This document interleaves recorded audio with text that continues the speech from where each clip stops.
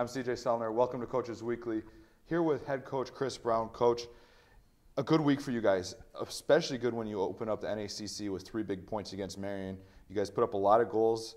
The scoreless minute streak, you're playing great defense, getting great goaltending.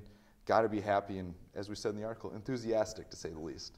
For sure. I'm very pleased with where we're at right now, but it's still early on, and our kids know that. We talked about it at training. It's still part of the process that we've talked about since I've been here, and taking it one game at a time and taking what we learned from each game and trying to apply it the next day to training and continue to get better. But we're on a pretty good run right now and feeling confident with ourselves, and that's what we're going to be coming into conference. Now, the part of the team that we really haven't got to spend a lot of time on is that midfield. They kind of make everything go. You're either getting the ball forward or kind of keeping that ball. Marion had no chance. You guys kept it on their half the whole time. You were ripping off shots left and right, and that midfield gets a lot of credit for what's been going on. Yeah, on the day and throughout the season, we talk a lot about the midfield and how they're the bridge between our defensive work and our attack. So they kind of hold the mold together, and as they go, we kind of go. They don't necessarily get in the stat line as much as they should or would like to, based on their grittiness and their works, especially between our Kayla Craer and Natalie and Macy Kilman and Sierra Poor, all those guys, especially those 2 players that play in the 6th position. They just do a lot of the dirty work, and our energy feeds off of our defense. And if we do that, then we're probably going to have a pretty good day.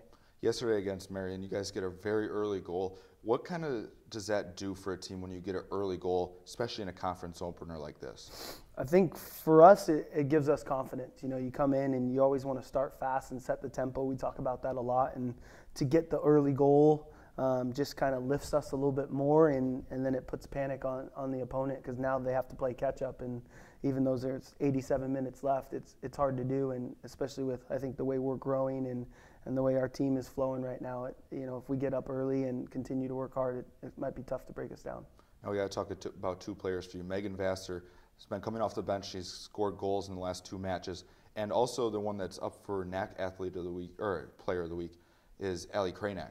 Both of them have been very good. The scoreless streak has a lot to do with what Allie's been able to do in net, and Megan Vassar has really kind of come on in her freshman season.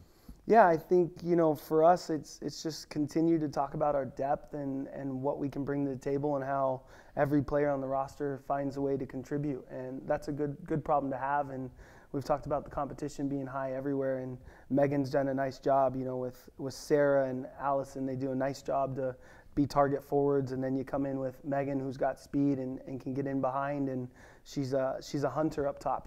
She sits on those center backs, and if the ball's through, her first step's gonna sneak her through, and she's gonna find ways to get goals like she did yesterday. And then the goalkeeping, Allie is the beneficiary of the team in front of her, and as long as those guys are doing a good job, Allie, Maddie, their life is easier, and that's what we want to make. We want to keep teams limited to what they can do against us, and force our goalkeepers to make a save or 2 that they have to help keep us in it. But outside of that, we want to limit those opportunities. And I think the way the team's playing in front of both goalkeepers right now allows to their success, and they've done a good job to step up and make saves when they had to. Now we got to talk about how this team is really gelling right away. You say that they're moving in formation together, everybody's kind of flowing, but off the field I think is just as important. You guys have picked up yoga, which everybody seems to enjoy one way or another.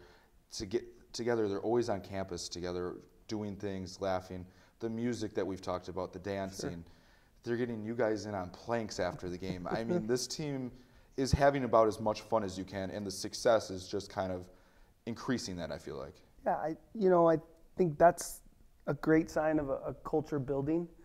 For them, they've taken ownership of it, and they know that. We're not here to tell them how to become a team. We're here to guide them, and they've taken their own little ways to do that. I think the yoga is a mindset thing for us to continue to help us recover and put us in a good spot going into the weekends and after a game, and just kind of relax after stressful situations, whether it's training or games. And then their morale together is something they've created. There's a bond there that they've put together based on their work on and off the field, and they're committed to it. And I think when you do that, you find great success, and it's a contribute to them. Our leadership council with TT, Natalie, Kayla Craer, and Sarah Lacoste, and the rest of the group, that they're they're finding time to get together and spend time. And I think that's the confidence that comes out on the field, and that's what we want.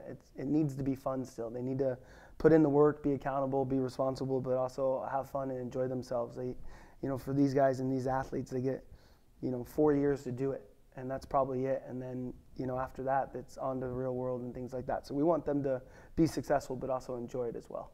Now, do you think you could outlast your team in that planking after a match?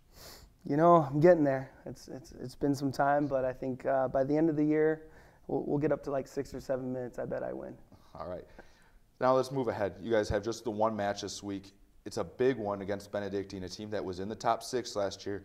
For you guys to kind of fight your way into that, you got to find teams to knock off, and I feel like that's one that you guys are going to have it at home, going in the right direction. A lot of good vibes going into the match this week. Yeah, I think confidence is high for us. We're feeling good about ourselves with the performances that we've put on in the last 10 days or so, especially with the schedule we've had. And Benedictine, this is their first conference game starting on Wednesday, but they got to travel a little bit. They got to come to us.